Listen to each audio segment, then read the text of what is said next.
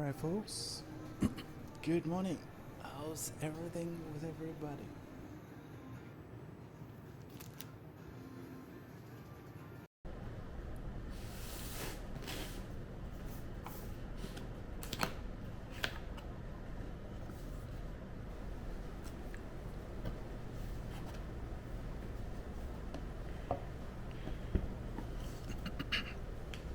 That's the warranty card.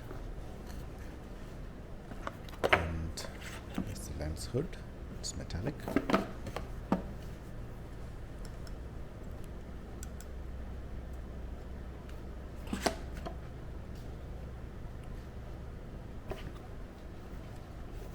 Here comes 45mm 2.8 contemporary high series lens from Sigma. Comes as a stock lens.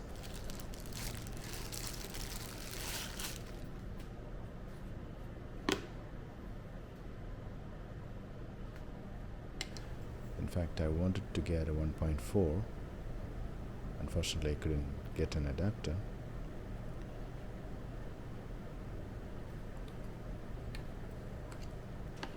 It's very small, more of like a vintage type of lens. Well, the size, I mean.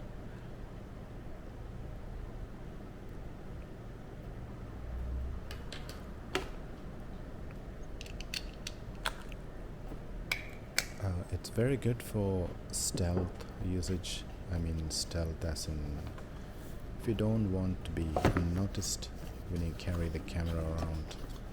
That is what it is good at. It has autofocus.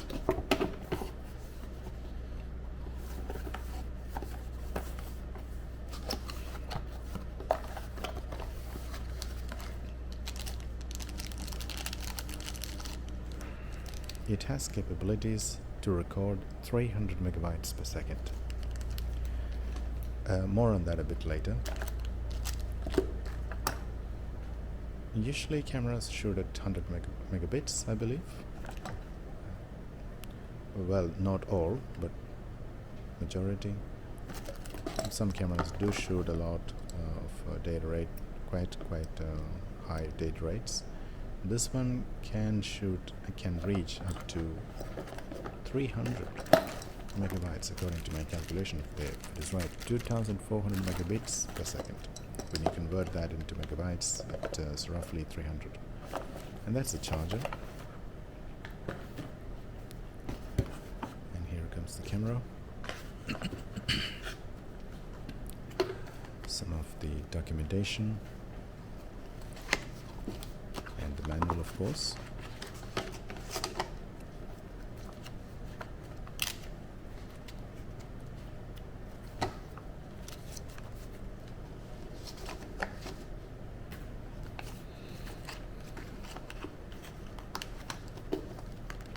One of the major reason that I got this camera is to shoot in cinema DNG format.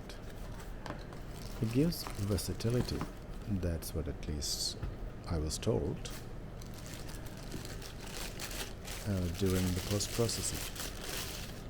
You can bring back highlights, you can recover a lot of highlights, lost information, otherwise it would have been. As you can see, it's very small. If you intend to buy this, you must do your research very well, because this is a modular system, as you might have already known. You might have to attach many accessories onto this. It doesn't have many features like other cameras have, so it is a must that a person who goes for this model should know ins and out before you get it. Actually, yes, it is tiny and it is good for portability and all of that. No one will notice if you take photos with it. Well, at least that's what I'm thinking. If you throw a pancake lens on it instead of the stock, you can even reduce the lens size to the height of a lens cap, there are lenses. If you look around, you will find it. And that is pretty much my thoughts, and it's full frame, of course. So this lens is also full frame lens.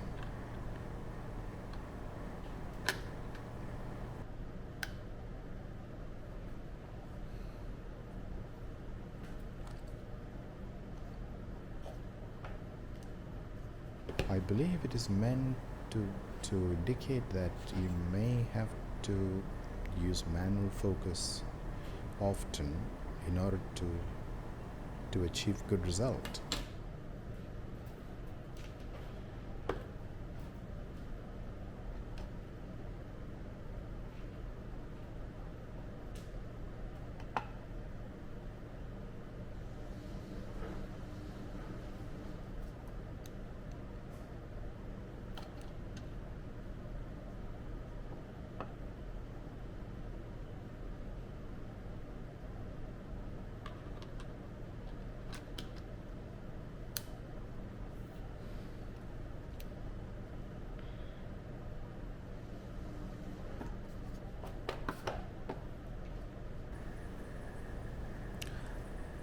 The battery capacity is very less, so you will definitely need maybe 3 or 4 pieces, if I understand correctly. And they are not very expensive.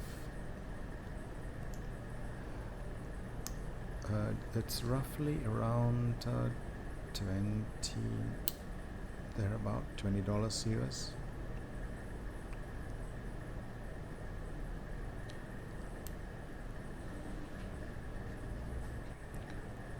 The price of the camera on eBay, when I checked, it was close to 1,300 US.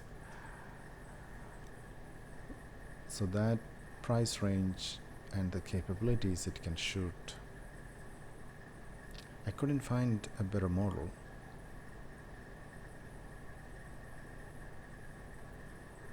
Perhaps there are models, but when you consider the form factor and very unique and sleek models, there are models in Panasonic GX 850 and all of that, but of course it doesn't shoot to an SSD like this. This one, enclosure, has got a speed of 10 gigabits per second. That's the speed of a USB-C. As you can see, it's a USB-C. And the drive that I'm using inside is Western Digital Green Label 3200 megabytes per second speed. That's 3200 megabytes per second. The camera is light. You can even use a gooseneck clip like this to attach to a car or something like that. I haven't tested how effective that can be yet. Here are the data rates mentioning from the manual. So that's all from me for today. Enjoy. Here is the clip that I quickly shot with this camera and the lens.